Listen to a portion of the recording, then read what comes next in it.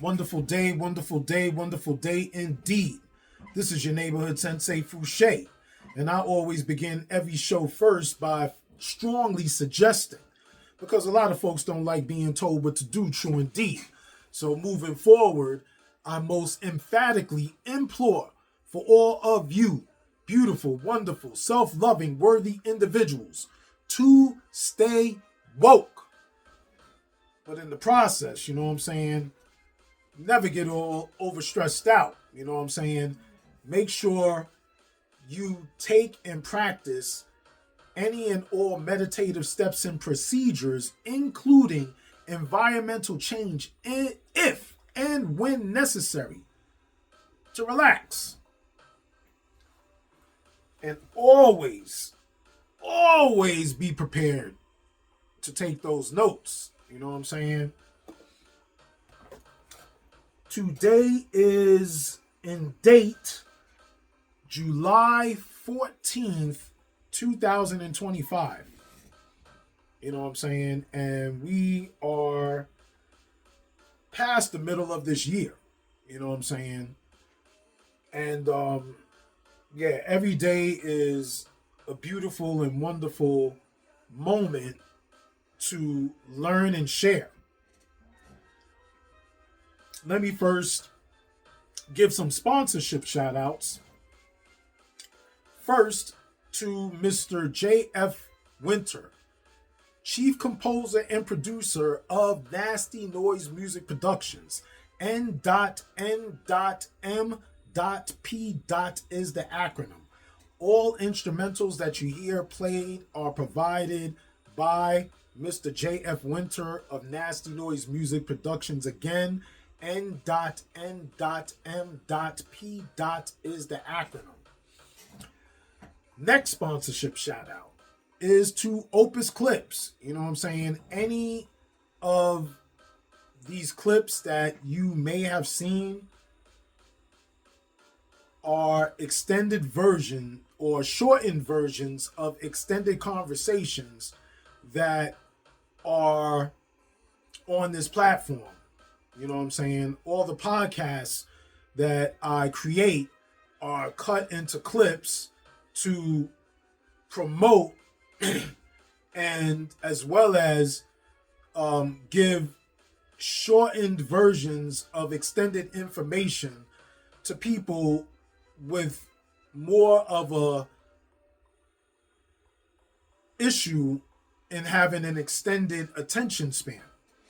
You know what I'm saying? Because I realize that a lot of folks lack a greatest degree of discipline. You know what I'm saying? And they can't sit down or focus more so in the longer of an extended time into absorbing lessons, you know, of constructiveness.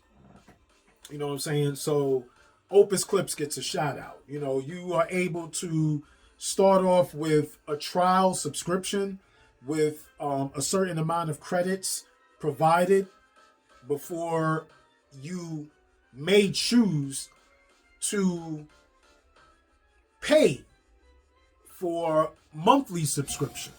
You know what I'm saying? And me, I was satisfied. So I decided to, sign up, and any leftover credits from the prior month are added into the credits of your new month, once your subscription renews through automatic payment. So, shout out to Opus Clips. And I strongly suggest Opus Clips as your choice to look into. You know what I'm saying? But anyway, let me talk about this wonderful day, you know what I'm saying? Because I was honored to have a special guest appearance on my man Packboy Dolo's Round the Clock Thinker show. On occasion, he's extremely inspired in a specific reference and asks if I may honor my presence and share information, as far as my understanding and belief into certain subjects, and I have a great extended common understanding into a lot of varietal basics, you know what I'm saying? And if I need to go into a deeper research, I am going to itemize my notes so I could be most specific in the exchange of communication. You know what I'm saying? Because I don't like to not be factual and back up what I'm saying. You know what I'm saying? Because that's hypocritical and foolish. And I'm not interested in either label. So anyway, thank you to Packboy Dolo for allowing me another guest appearance on the Round the Clock Thinkers platform. You know what I'm saying? So look out for that show.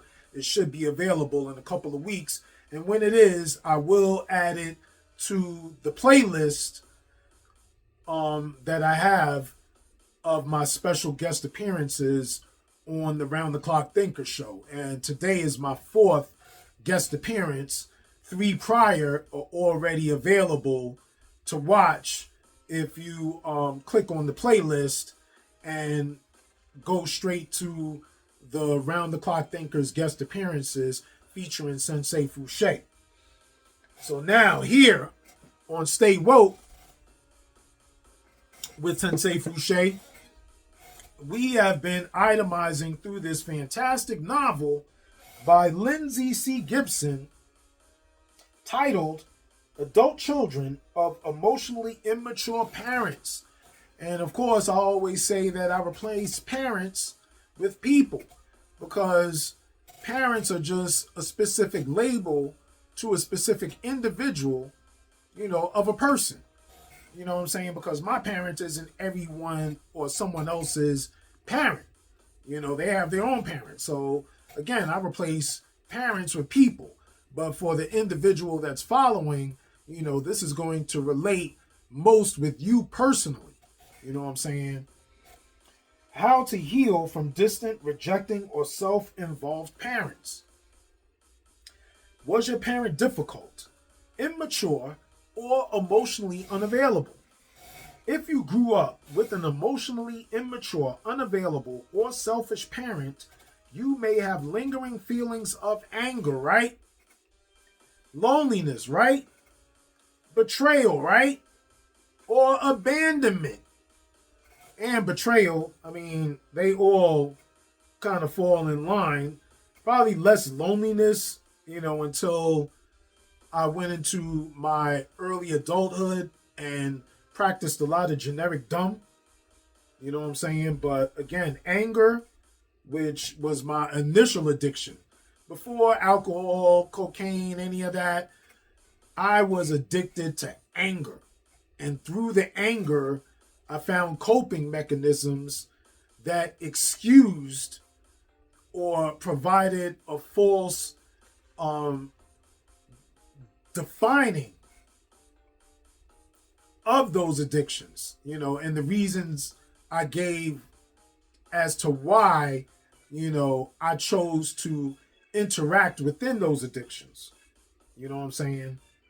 You may recall your childhood as a time when your emotional needs were not met, when your feelings were dismissed, or when you took on adult levels of responsibility in an effort to compensate for your parents' behavior. These wounds can be healed, and you can move forward in your life. You can.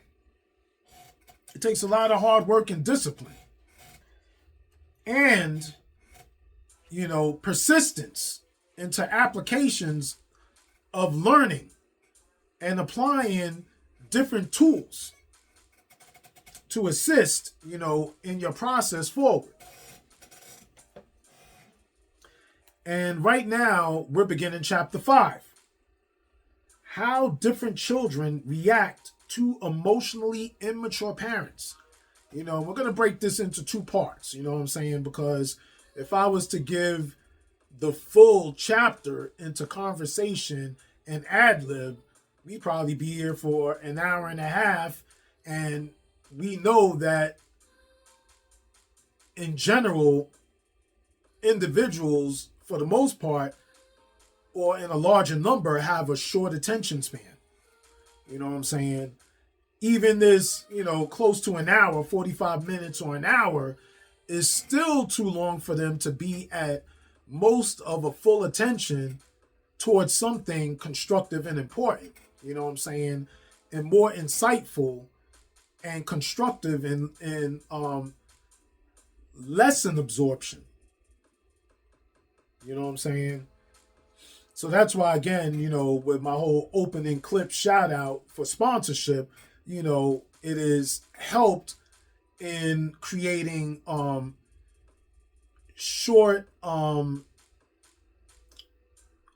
statements or thoughts within the long conversation, to share and promote to people in hopes that they will be inspired for a longer conversation. So we're going to begin our reading. How different children react to emotionally immature parents, again, is our chapter title of covering. When immature parents can't engage emotionally and give their children enough attention or affection, their children cope by imagining healing fantasies about how their unmet emotional needs will be fulfilled in the future. You know what I'm saying? Basically, like creating these dreams, these wishes of what your life is going to be. You know what I'm saying? The perfect life past the life that you're unhappy about, in your earliest development. They also cope by finding a special family role, creating what I call a role self. And when I was covering the power of now, this is what I was explaining when I talk about the character con. You know what I'm saying? You start to create a different role or character within yourself to compensate for your unstable feelings and emotions. The role self is designed to get some kind of attention from a preoccupied parent. We'll begin by looking at healing fantasies and role selves and then explore two very different coping styles that children use in order to deal with emotional neglect, internalizing or externalizing. Unfortunately, neither coping style allows a child to fully develop his or her potential. Because of their parents' self-preoccupation, these children are likely to feel that their true selves aren't enough to engage their parents. As a result, they start believing that the only way to be noticed is to become something other than who they really are. And the parents, from the parent side, they're going to say, I don't know my child anymore. Like, they changed. You know what I'm saying? And the reality is, they did change, and it was due to your neglect as well as lack of awareness or interaction. You know what I'm saying? So you have no connection at all, because you weren't engaged in the relationship. You know what I'm saying? So then the child winds up creating a sub character that they feel is comfortable to deal in their insecure feelings being in immature interaction with their parent. Sadly, the true self, which consists of a child's innate aptitudes and genuine feelings, take a backseat to what seems necessary to secure a place in the family. Although the true self still exists beneath the surface, and our true self in all of us is there, and we deeply remember it.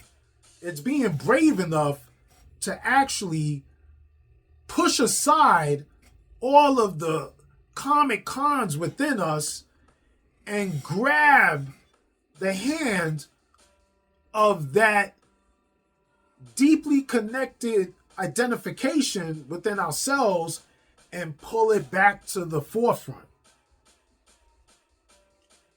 So again, although the true self still exists beneath the surface, it's often squelched by family rules that put the parents' needs first. Having immature parents forces children to adjust to their parents' emotional limitations. As children, we make sense of the world by putting together a story that explains our life to us. You know what I'm saying? Because of their dissatisfaction, like there has to be some form of a story that is going to make it comfortable enough to share with others without feeling the highest level of embarrassment. Because other people that we interact with or that we feel we would like to interact with want to know something about us in some form of fashion. And our most transparent selves will be willing to be open and most honest in itemizing specifics of information as opposed to being very vague and coy when it comes to sharing more in-depth information. You know what I'm saying? They're quick to give you the vague preview of who they are. I had to really think of movies, you know what I'm saying? Because in movies, you get a preview. When you introduce to someone, they give you a preview. You have to go through the full experience of engagement, within the relationship, to get the true aspect of whether, that preview provided, was in closest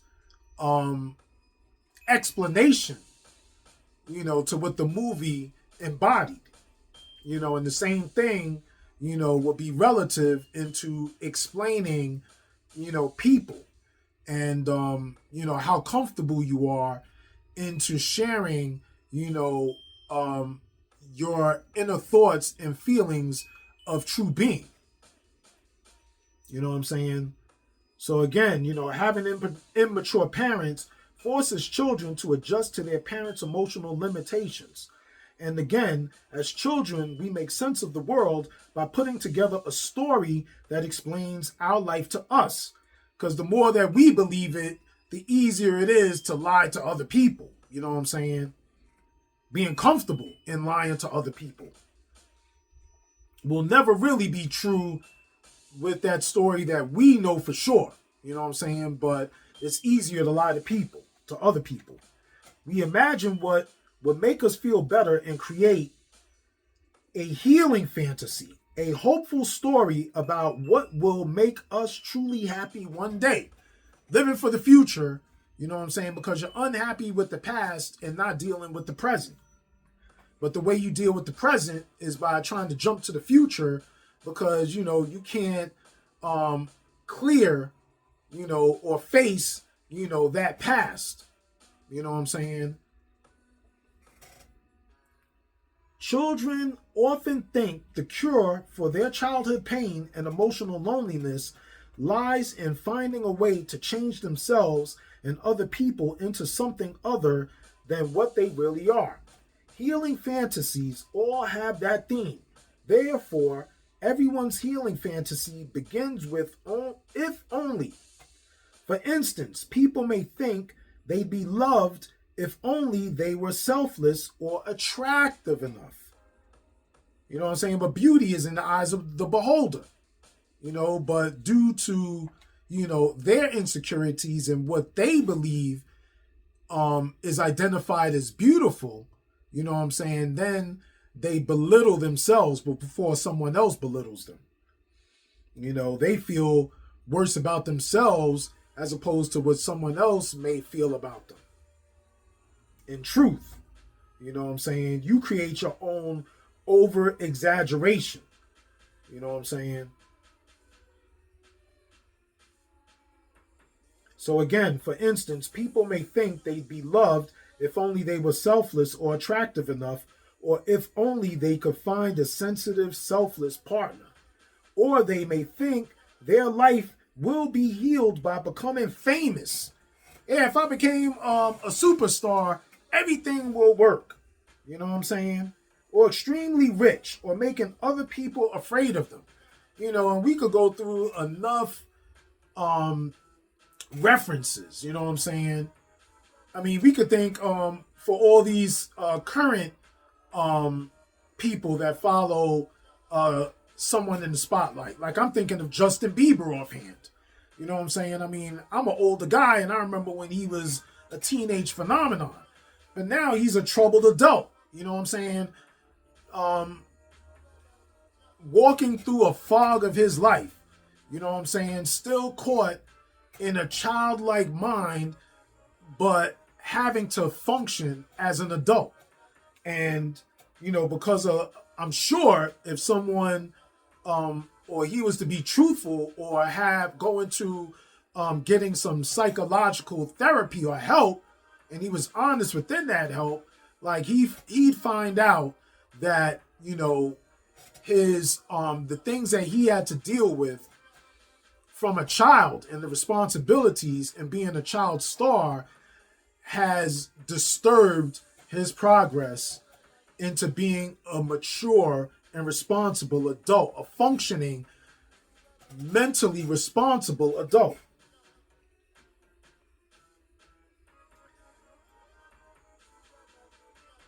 Unfortunately, the healing fantasy is a child solution that comes from a child's mind. So it often doesn't fit adult realities. Wow, I didn't even see that ahead of time, and I dropped it on you before I read it on the aftermath of my statement prior. But whatever the healing fantasy, it gives a child the optimism to get through a painful upbringing in hopes of a better future. Many people have survived a miserable childhood in this way. The hopeful fantasy of one day being loved and attended to keeps them going. You know what I'm saying? And for me, I remember, if I become a hip hop star, then, you know what I'm saying, I'll be able to afford to be comfortable and live outside of this miserable lifestyle that defines my childhood. You know what I'm saying?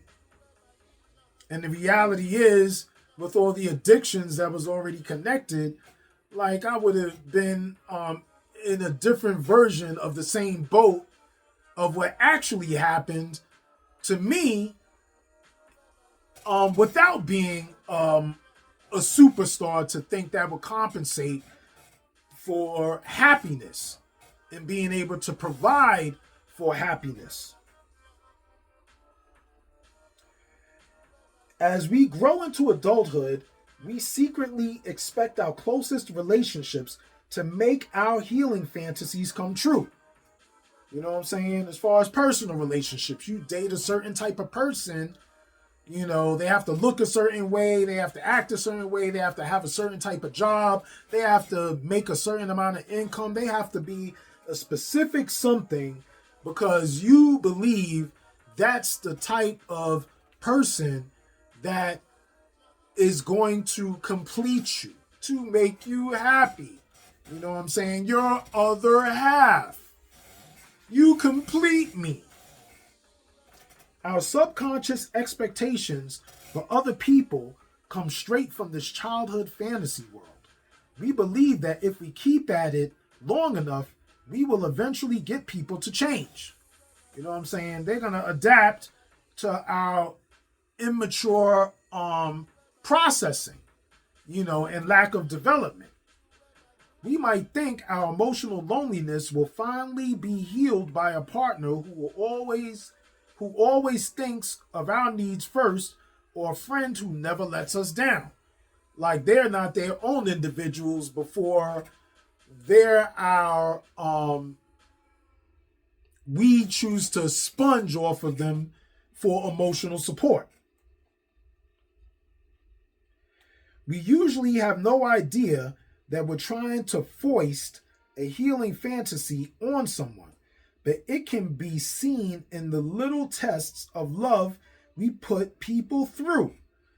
And you'll hear a statement like, well, if you really loved me, then you would blah, blah, blah. If you was really my friend, then you was such and so forth.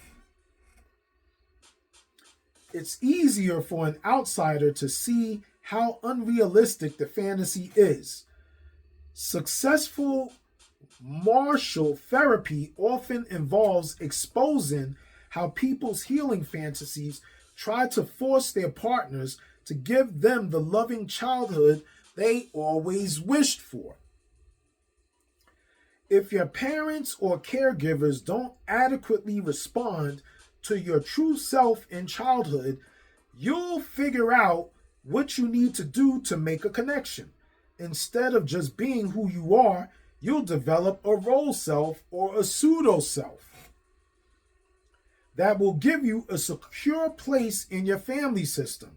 And, these extremely insecure people, they're going to wind up spinning a lot of different versions of themselves.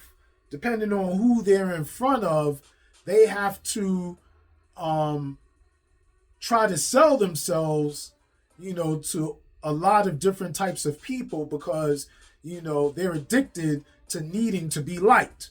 You know what I'm saying? So they're going to create a lot of different characters that will compensate. So they think, within a lot of different type of circles, you know what I'm saying? And there's no authenticity. And eventually that veil, will fall. You know what I'm saying? And that exposure will be highly and most embarrassing, which is what they're trying to avoid. But it's unavoidable because, you can't remember a lie, forever, especially when there's so many of them, it's hard to keep track of them. So again, this role self gradually replaces the spontaneous expression of the true self. This role self might be based on a belief such as I'll become so self-sacrificing that other people will praise me and love me. You know what I'm saying? They're doing something not because they feel like doing it authentically, but because they think it's going to impress. That's the word I was looking for prior. Impress.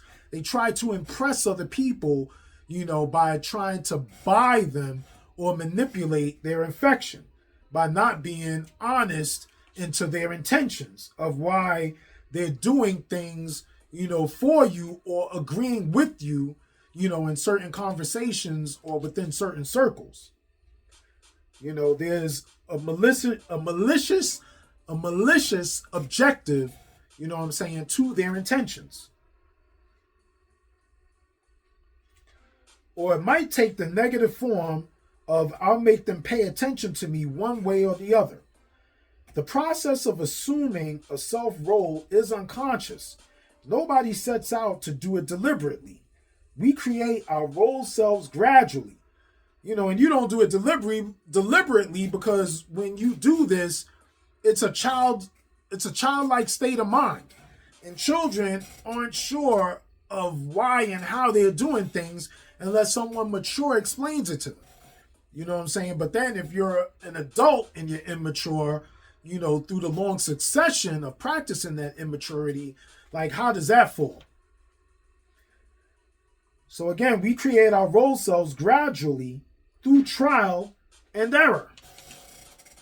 As we see the reactions of others, regardless of whether a role self seems positive or negative, as children, we saw it as the best way to belong. Then, as adults, we tend to keep playing our role in hopes that someone will pay attention to us in the way we wished our parents had. You may wonder why all children don't make up wonderfully positive self-role selves. Let me read that again.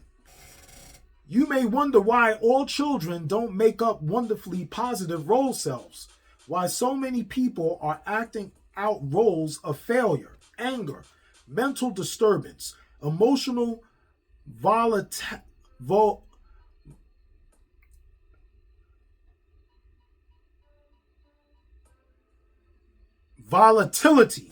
I had to pause for a second.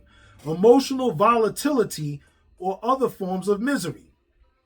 One answer is that not every child has the inner resources to be successful and self-controlled in interactions with others. Some children's genetics and neurology propel them into impulsive reactivity instead of constructive action. Another reason negative role selves arise is that it's common for emotionally immature parents to subconsciously use different children in the family to express unresolved aspects of their own role self and healing fantasies. For instance, one child may be idolized and indulged as the perfect child, while another is tagged as incompetent, always screwing up and needing help. You know what I'm saying? The black sheep of the family. An example of a parent who pressures a child into a role self would be an insecure mother who reinforces the fears of a clingy, anxious child to give herself a secure role as the center of that child's life. And basically, a lot of these immature adults don't want their children to grow up because then their children, they fear, will grow beyond their need. You know what I'm saying? And they need them probably more than the child needs them initially until, the adult child is so dependent on that immature parent in such a long succession that now there is a great high level of emotional insecurity and breakdown within a coexistence. You know what I'm saying? A continued coexistence to where the child will not move out, and it frustrates the older parent, but at the same time, it's a double-edged sword because as much as they say they want them to leave, they really don't want them to leave because they need they need to use them as emotional support or as an emotional sponge. Another example would be a father with unresolved feelings of inadequacy who belittles his son in order to feel strong and capable in comparison. Example, I'm the competent one who always has to correct everyone else. Or perhaps both parents turn a blind eye to their own underlying anger and self-centeredness and see these traits in their child instead. We're loving parents, but our kid is mean and disrespectful. You know what I'm saying? And just deflect labeling. Few parents consciously intend to undermine their child's future, but their own anxieties may make them see their own negative, undesired qualities in their children. This is a powerful psychological defense reaction that's beyond their conscious control. As a child, if you found a role that fit your parents' needs, like a key in a lock, you probably would have quickly identified with this role self. In the process, your true self would have become more invisible as you transformed into what your family system needed you to be. or how you think you needed to be in order to comfortably exist in that environment. This kind of disinvestment from your true self can sabotage your intimate relationships as an adult. You can't forge a deep and satisfying relationship from the position of a role self. You have to be able to express enough of your true self to give the other person something real to relate to. You know what I'm saying? The only way that there can be some form of a longer sustainability in that relationship is in the true aspect that your authenticity is going to move forward. Like you are seriously going to work on specific things because you're aware of your limitations or your shortcomings.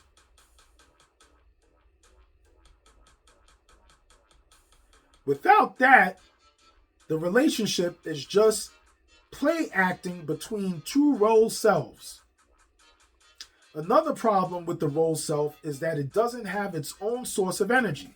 It has to steal vitality from the true self. You know what I'm saying? Because that role self is so weak. That's why you created it. But it needs, the assertiveness or the bravery, and it just has to grab just a piece of it in order for it to activate. It's not going to be very effective in how it functions, but it will operate. So again, it has to steal vitality from the true self. Playing a role is much more tiring than just being yourself because it takes a huge effort to be something you are not. And because it's made up, the role self is insecure and afraid of being revealed as an imposter.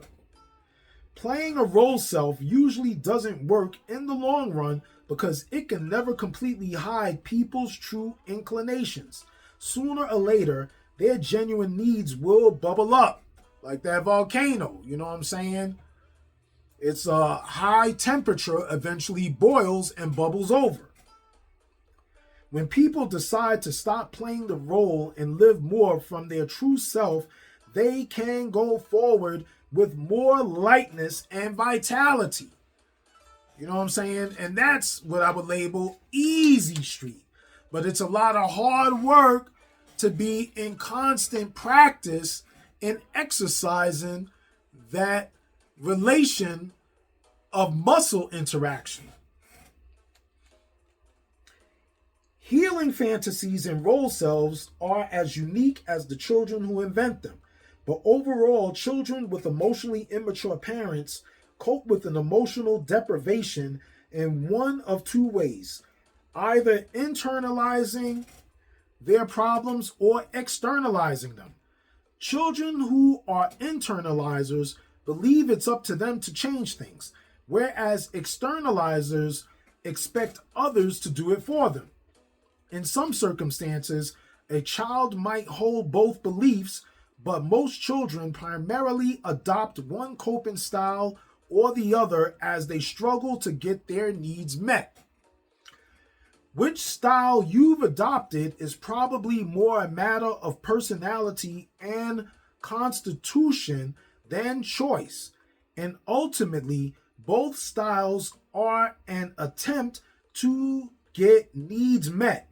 As people move through life, they may go through periods of being more internalizing or externalizing, but their basic nature is likely to lean more one way than the other. However, the ideal is to balance these two approaches so that internalizers learn to seek help externally from others, and externalizers learn to look inside themselves for control.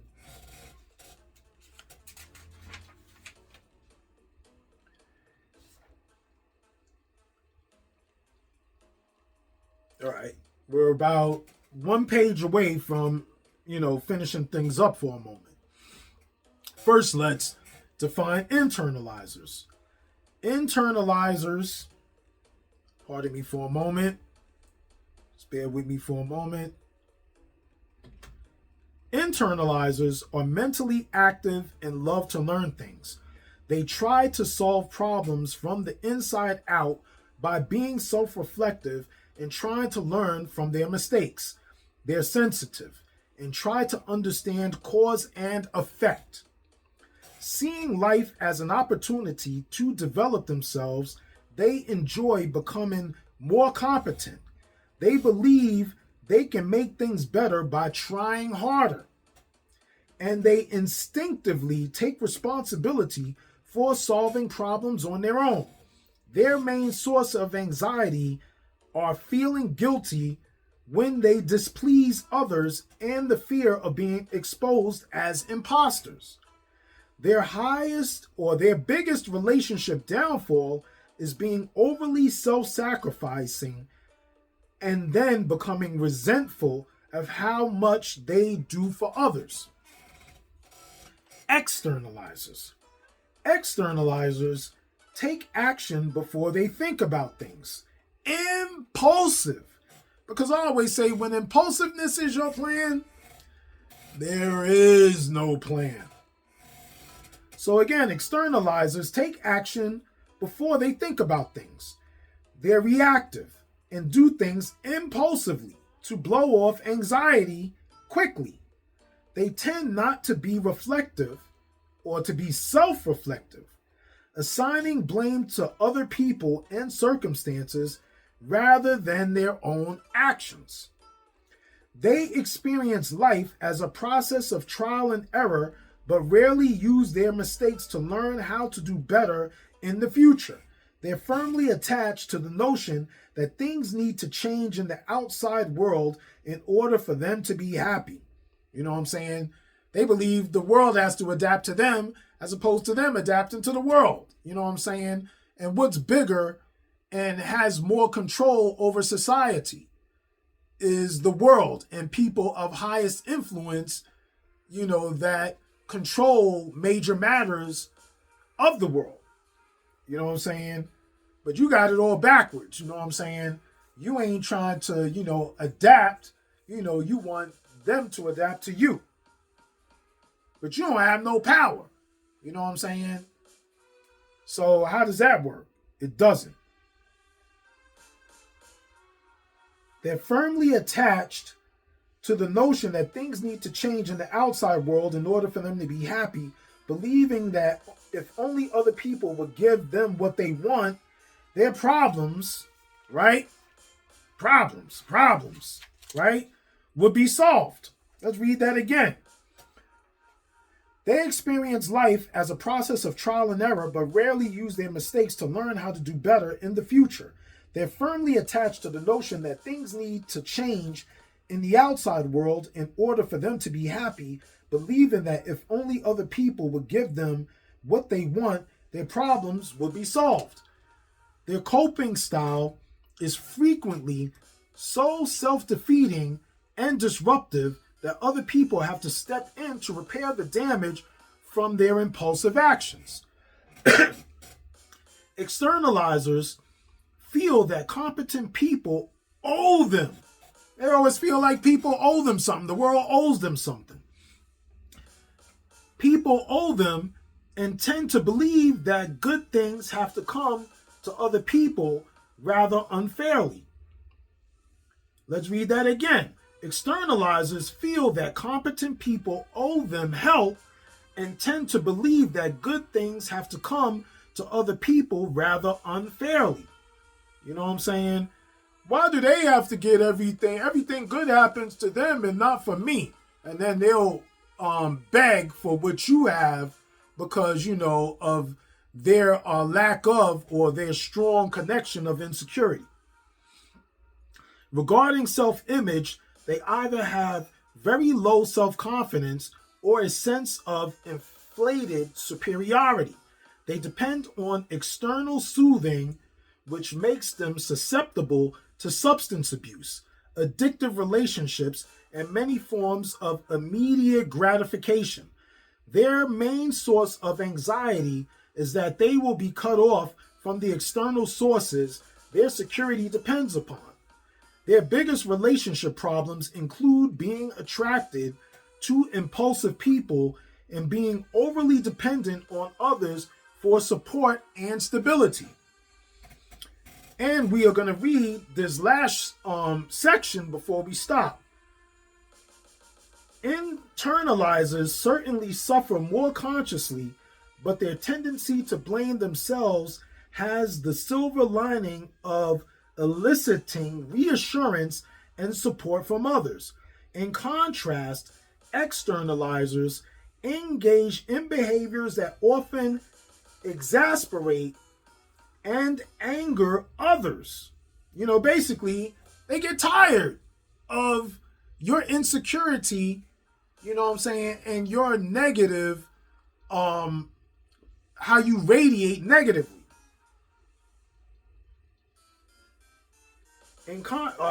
However, in contrast, let's go back. Internalizers certainly suffer more consciously, but their tendency to blame themselves has the silver lining of eliciting reassurance and support from others. In contrast, externalizers engage in behaviors that often exasperate and anger others. So when they need help, others typically want to keep their distance. However, externalizers usually keep acting up until somebody steps in to help them. Conversely, internalizers may suffer in silence and continue to look just fine, even as they're breaking down inside. Often people don't offer internalizers assistance because they don't realize they need it. Still, it's important for internalizers to understand the worldview of externalizers in order to deal with them more effectively, especially because most emotionally immature parents are externalizers and struggle against reality rather than coping with it. They blame the outside world for their problems as if reality were at fault. If you think that sounds like the behavior of a young child, you are exactly right. Externalizing keeps people from growing psychologically and is therefore associated with emotional immaturity. Internalizing, on the other hand, promotes psychological development through the use of self-reflection. Boom. We are going to hold on to that and let that marinate until our next moment for our next conversation coming next week. You know what I'm saying? So not to go too far into giving ending acknowledgement, but we're just going to simply go into stating that this is your neighborhood Sensei Fouché, and I always first strongly suggest, because a lot of you folks don't like being told what to do, claiming grown, you know what I'm saying? Claiming grown truth. So in forward conversation, this again, I most emphatically implore for all of you beautiful, wonderful, self-loving, worthy individuals to stay woke. But in the process, you know what I'm saying, never get all stressed out. You know what I'm saying? Make sure you take and practice any and all meditative steps and procedures, including environmental change if and when necessary, to relax. And Sensei Fouché always say, and is always prepared to take those notes. And I'm going to wish all of you a wonderful day and tell you to be smooth and have unity in one.